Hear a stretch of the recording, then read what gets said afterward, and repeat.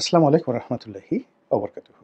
সম্মানিত দর্শক, সাবেক প্রধান নির্বাচন কমিশনার জনাব নুরুল হুদা তিনি এখন কারাগারে অন্তরীণ। তাকে মব সৃষ্টি করে গ্রেপ্তার করা হয়েছে। গ্রেপ্তার করার সময় তার বাসায় আহ, এক দল মবক্রেসির যারা হর্তাকর্তা, তাদের কারো কারো রাজনৈতিক পরিচয় আছে, তারা ঢুকে পড়েছেন। ঢুকে পড়ে তাকে টেনে হিঁচড়ে একেবারে দরজার সামনে এনেছেন। তার গলায় জুতোর মালা পরানো হয়েছে এবং প্রকাশ্যে ভিডিও করে তার গালে জুতা পেটা করা হয়েছে। চড় থাপ্পড় দেওয়া হয়েছে কিনা এই ধরনের কোনো ভিডিও দেখা যায়নি। তবে তাকে সেই লুঙ্গি পরা অবস্থায়, শার্ট পরা অবস্থায়, মানে গেঞ্জি পরা অবস্থায় যেভাবে টেনে হিঁচড়ে সামনে আনা হয়েছে, ঐরকম ঘটনা আসলে বাংলাদেশে কখনো ঘটেনি। নুরুল হুদার জীবনে অনেক অর্জন আছে। তিনি একজন বীর মুক্তিযোদ্ধা, একজন সিভিল সার্ভিসের সদস্য।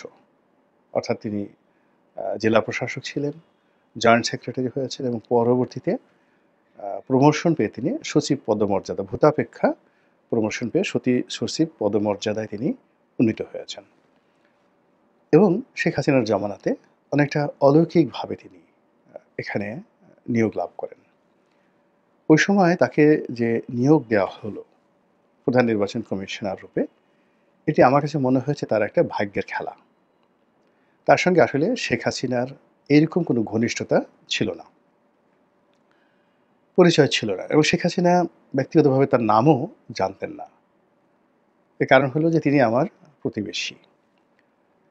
প্রতিবেশী এবং তার সঙ্গে আমার খুবই ভালো সম্পর্ক ছিল এবং আমি যখন সংসদ সদস্য ছিলাম, সেই আমার যে নির্বাচনটি, প্রথম নির্বাচনটি, ওই সময়টিতে তিনি আমার পাশে থেকে নির্বাচন পরিচালনা করেছেন এবং অনেকদিন আমার বাড়িতে ছিলেন। আবার এমপি হওয়ার পর তার বাসায় দাওয়াত করে তিনি খাইয়েছেন। এই যে আমি যে অফিসে বসে ভিডিও করছি, এই অফিসে বহুবার তিনি এসেছেন। পরবর্তীতে যখন আমি সংসদ সদস্য হলাম, তখন নির্বাচন কমিশনে যারা ছিলেন, পুরো কমিশনের সঙ্গে আমার একটা ভালো সম্পর্ক ছিল। তৎকালীন প্রধান নির্বাচন কমিশনার কিংবা ব্রিগেডিয়ার সাখাওয়াত যিনি নির্বাচন কমিশনার ছিলেন, অন্যান্য সোহেল হোসেন ছিলেন, তাদের সঙ্গে আমার যাতায়াত ছিল। এবং সবচেয়ে হলো যারা ওখানে সচিব ছিলেন, দুজন, মিস্টার শাহনেওয়াজ ছিলেন আর পরবর্তীতে ডক্টর সাদিক ছিলেন। এই দুজনের সঙ্গেও আমার ঘনিষ্ঠ যোগাযোগ ছিল। তো যখন শেখ হাসিনা একটা সার্চ কমিটি গঠন করলেন, যে একটা ক্যাটাগরি দিয়ে এই ক্যাটাগরি ক্যালি নির্বাচন কমিশনার নিয়োগ দেওয়া হবে, প্রধান নির্বাচন কমিশন নিয়োগ দেওয়া হবে। তো ওটাকে স্বাধীনভাবে কাজ করতে দিলেন শেখ হাসিনা, কোনো রকম ইন্টারফেয়ারেন্স ছাড়াই। এবং সেখানে অনেক মানুষের নাম আসলো এবং ওই পুরো কমিটির যে কার্যনির্বাহক ছিলেন, যাকে বলা হয় ডক্টর সাদিক। তো ডক্টর সাদিক তিনি নির্বাচন কমিশনের সচিব ছিলেন, পরবর্তীতে পিএসসির চেয়ারম্যান ছিলেন এবং সম্ভবত তিনি এমপিও দাঁড়িয়েছিলেন, হয়েছেন কিনা জানি না, এরকম একটা অবস্থা। তো যেহেতু আমার সঙ্গে তার খুব ভালো সম্পর্ক, তো যখন নুরুল হুদা হয়ে গেলেন, তখন আমি তাকে জিজ্ঞাসা করলাম যে এটা কিভাবে হলো। তো তিনি বললেন যে রনি ভাই বিশ্বাস করেন এটা ওনার ভাগ্যের কারণে উনি হয়েছেন। কোনো রকম সুপারিশ ছিল না, ইন্টারফেয়ারেন্স ছিল না, কেউ বলেওনি। আমরা একজন মুক্তিযোদ্ধাকে খুঁজছিলাম, প্রো লিবারেশন ফোর্স। তো সবাই সবাইকে বিএনপি থেকে, অমুক অমুক দল থেকে সবাই যার যার নামে রেফারেন্স করছে। সেক্ষেত্রে একটি অখ্যাত সংগঠন জনাব নুরুল হুদার নাম প্রস্তাব করেছেন এবং আমরা যখন দেখলাম যে এই লোক মিলেই গেছে, তখন আমরা, মানে ওই কমিটি স্বাধীনভাবে তার নাম প্রস্তাব করলাম এবং সেটাই পাশ হয়ে গেল। এর মধ্যে কোনো রাজনৈতিক ইনফ্লুয়েন্স ছিল না। তো তিনি যখন প্রধান নির্বাচন কমিশনার রূপে তিনি শপথ নিলেন, আমার কাছে মনে হচ্ছে প্রথম ১-২ মাস তার যে বক্তব্য, আচার-আচরণ, চালচলন, এগুলো সবই ছিল অনেকটা রয়্যাল বেঙ্গল টাইগারের মতো। তিনি সমস্ত রাজনৈতিক দলগুলোর সঙ্গে বৈঠক করছিলেন। রাজনৈতিক দলগুলো তাকে বিশ্বাস করেছিল এবং তিনি শহীদ প্রেসিডেন্টকে স্বাধীনতার ঘোষক বলেছিলেন। তিনি বলেছিলেন যে বিএনপির জামানাতে তিনি কুমিল্লাতে ডিসি ছিলেন।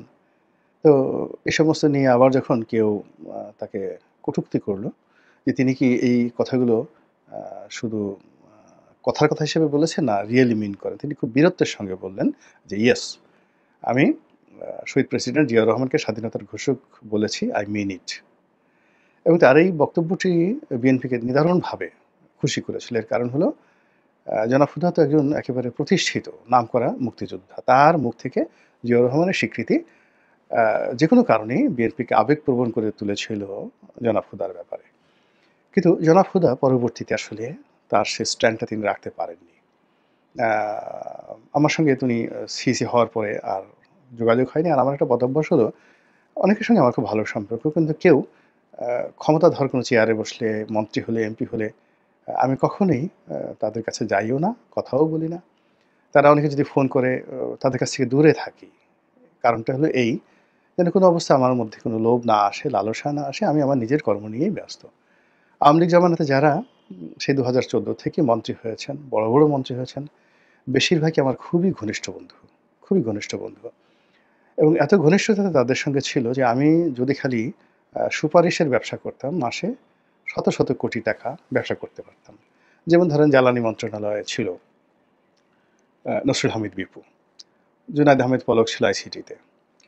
তারপরে জাভেদ ছিল ভূমি মন্ত্রণালয়, নওফেল ছিল শিক্ষা মন্ত্রণালয়, খালিদ বাবু ছিলেন সংস্কৃতি মন্ত্রণালয়, ইকবালুর রহিম ছিল হুইপ। তো এইভাবে আসলে যারা মন্ত্রী ছিলেন, ওবায়দুল কাদের সাহেব ছিলেন যোগাযোগ, সড়ক যোগাযোগ মন্ত্রী। আমার খুবই ঘনিষ্ঠজন ছিলেন, বলার মতো না। যেটা আপনারা কল্পনাও করতে পারবেন না। তো এরকম সম্পর্ক সবার সঙ্গে ছিল। ইভেন শেখ হাসিনার সঙ্গে আমার সম্পর্ক ছিল। উনি মনে, মনে আশা করতেন যে আমি একটু গণভবনে যাই, তার সাথে কথা বলি। মানে উনি আমার সঙ্গে যে আচরণ করেছেন, সেখানে উনার অবস্থান থেকে আমাকে সরি বলা বা আমার কাছে আসা বা আমাকে ডাকা, এটা আসলে হয় না। উনি মনে, মনে চেয়েছেন যে উনি আসুক। কিন্তু এটা আমি কখনো করিনি। এমনকি সালমান এফ রহমান, আনিসুল হক, আমি যদি কখনো ফোন করতাম কোনো একটা বিষয়ে, তারা কিন্তু সবচেয়ে বেশি খুশি হতেন। এরকম ছিল আওয়ামী লীগের সাথে। আবার এখন যারা সরকারের গুরুত্বপূর্ণ ব্যক্তি রয়েছেন, উনার একান্ত সচিব, উপদেষ্টা, তারপরে সেটা অন্যান্য যারা আছেন, মোরাললেস সবার সঙ্গে আমার ভালো সম্পর্ক। কিন্তু কেউ কখনো বলতে পারবেন না যে আমি যমুনার দিকে ফিরে তাকিয়েছি, কোনোদিন একটা টেলিফোন করেছি। আ এটা দিয়ে আসলে কখনো আমার মধ্যে হয়নি। তো সেই দিক থেকে নুরুল হুদা সাহেব যখন আ এলাকাতে, আমার এলাকার যারা লোকজন যেতেন, সবাইকে জিজ্ঞেস করতেন যে, "এমপি সাহেব কেমন আছেন?" উনি আমাকে এমপি সাহেব ডাকতেন। "কেমন আছেন? আমার সালাম দিয়েন।" তো এই পর্যন্তই। আমি কখনো সেখানে আর তাকে কাউন্টার সালাম দেইনি। আমার স্ত্রীর সঙ্গে তার খুবই ভালো সম্পর্ক ছিল। ভাবি, ভাবি ডাকতেন। খুবই ভালো সম্পর্ক ছিল। তো যাই হোক, আমি তার মঙ্গল কামনা করেছিলাম এবং যখন আমি বিএনপিতে যোগদান করেছিলাম, আমার একটা ধারণা ছিল যে সারা দুনিয়াতে খারাপ নির্বাচন হলেও অন্ততপক্ষে উনার সাথে আমার যে ব্যক্তিগত সম্পর্ক, এটার ভিত্তিতে আমার যে আসনটিতে উনি নিরপেক্ষ নির্বাচন করবেন। এনিওয়ে সেটা হয়নি। উনার কর্মফল উনি ভোগ করছেন, আমার কর্মফল আমি ভোগ করছি। কিন্তু যেটা উনাকে আমি যেভাবে চিনি সেটি হলো ডিজিএফআই, এনএসআই, শেখ হাসিনার যে আ কার্যালয়, প্রধানমন্ত্রীর কার্যালয়, সব মিলিয়ে নুরুল হুদা এবং তার সঙ্গী সাথী যারা আছে সবাইকে এমন একটা চাপের মধ্যে ফেলে দিয়েছিল, ওটাকে অতিক্রম করার সাহস, শক্তি নুরুল হুদা সাহেবের ছিল না। এই গেল ঘটনা।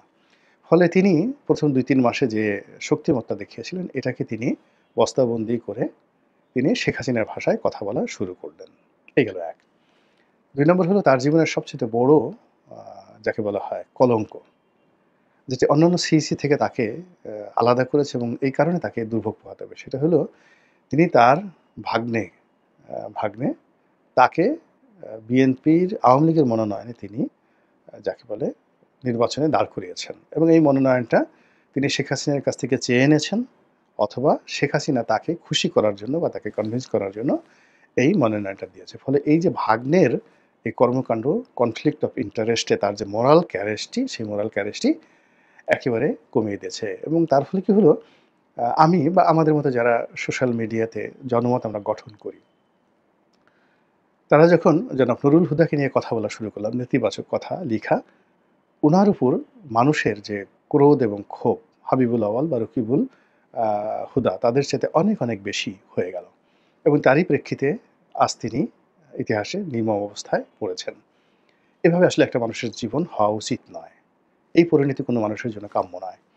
এবং এই যে তার জীবনের যে অধঃপতন এবং যে শনির দশা, এই শনির দশা তাকে, তার আত্মীয়স্বজনকে, তার পরিবার-পরিজনকে, তার সহকর্মীকে কিয়ামত পর্যন্ত কুঁকড়ে কুঁকড়ে খাবে।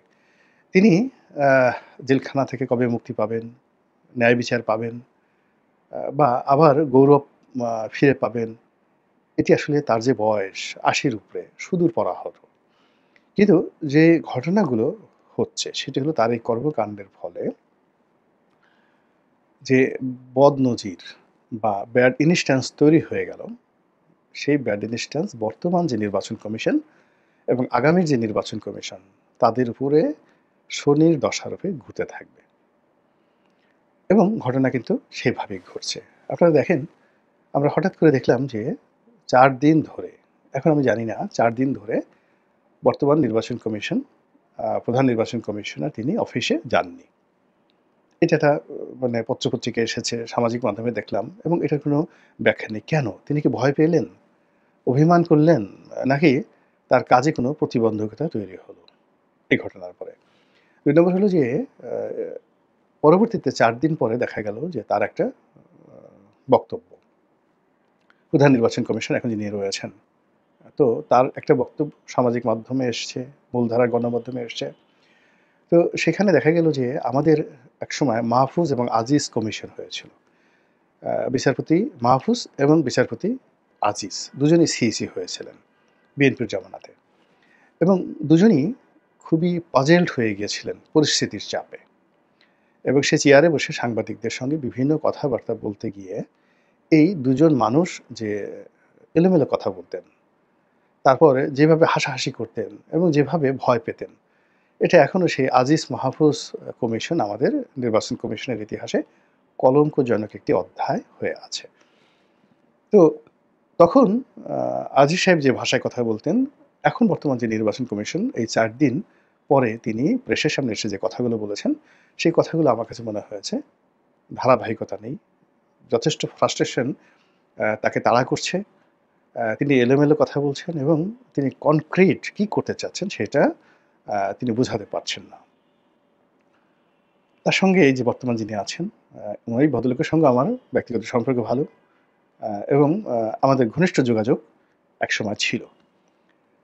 তিনি এই নুরুল হুদা সাহেবের মতোই ভালো মানুষ, তবে নুরুল হুদা সাহেবের মতো এত সাহসী নন। কিন্তু তিনি পূর্ণ সচিব হয়েছেন, সততার দিক থেকে নুরুল হুদা সাহেবের মতোই তিনি সৎ। তো নুরুল হুদা সাহেবের যদি তাপচাপে ওই অবস্থা হয়, তাহলে বর্তমান প্রধান নির্বাচন কমিশনারের উপর যে তাপচাপ পড়ছে সেটা তিনি কিভাবে সামাল দেবেন, তার এই সংবাদ সম্মেলনে তার যে এলোমেলো কথা, এর মাধ্যমে কিন্তু আমরা সেটা বুঝতে পারছি। তো এনিওয়ে, এর বাইরে তিনি যে কথাগুলো বলার চেষ্টা করছেন, এটা নুরুল হুদা যেভাবে শেখ হাসিনার ভাষাকে আফোল্ড করতেন, তার নির্দেশকে তিনি কমিশনের ভাষায় রূপান্তরিত করতেন, এবং শেখ হাসিনা সরকারের যে ডিজায়ার, ইচ্ছাকে তিনি একটি স্বাধীন কমিশনের ইচ্ছাতে পরিণত করতেন। ওই শনির দশাটি দেখলাম যে এই বর্তমান নির্বাচন কমিশনার, প্রধান নির্বাচন কমিশনার তাকে গ্রাস করে ফেলেছে। তিনিও এখন ডক্টর মোহাম্মদ ইউনূসের সাথে কথা বলছেন, এবং হুদা সাহেব যেটা করেনি সেটা হলো তিনি শেখ হাসিনার সাথে কখনো দেখা করতে যাননি, কিন্তু বর্তমান নির্বাচন কমিশনার তিনি দেখা করতে গেছেন নজিরবিহীন। এই গেল এক। এরপর তিনি বারবার ডক্টর মোহাম্মদ ইউনূসকে তোষণ করার চেষ্টা করছেন যে প্রধান উপদেষ্টা চাচ্ছেন, সরকার চাচ্ছে, তারা যেভাবে চাচ্ছে এইভাবে আমরা পুরোদস্তুর প্রস্তুতি নিচ্ছি। মানে তার যে একটা স্বাধীন সার্বভৌম অবস্থান আছে, একটা ব্যাকবোন আছে, এবং তিনি যে কোনো কিছু করতে পারেন স্বাধীনভাবে, এবং তিনি যে নিজের কর্তৃত্ব বলে জাতিকে একটি নিরপেক্ষ নির্বাচন উপহার দিবেন, তার এই সাম্প্রতিক যে বক্তব্য, সেই বক্তব্যে আমার কাছে সেটা মনে হয়নি। ফলে আমার কাছে মনে হচ্ছে যে অতীতে যেভাবে আজিজ কমিশন, মাহফুজ কমিশন, তার উপর মানে বিএনপির রাহু গ্রাস পড়েছিল, শনির দশা গ্রাস করেছিল, নুরুল হুদা, রকিবুল হুদা, তারপরে শেষে হাবিবুল আওয়াল কমিশনের উপর শেখ হাসিনার শনির দশা যেভাবে ফোকাস করেছিল, এখনকার সরকারের শনির দশা কি এই বর্তমান নির্বাচন কমিশনকে গ্রাস করতে যাচ্ছে বা করেছে, এই সিদ্ধান্তটা আপনারাই নেন। আমি শুধু বর্ণনা করলাম। আল্লাহ আমাদের সবাইকে হেদায়েত দান করুন এবং হেফাজত করুন। আসসালামু আলাইকুম ওয়া রাহমাতুল্লাহি ওয়া বারাকাতুহু।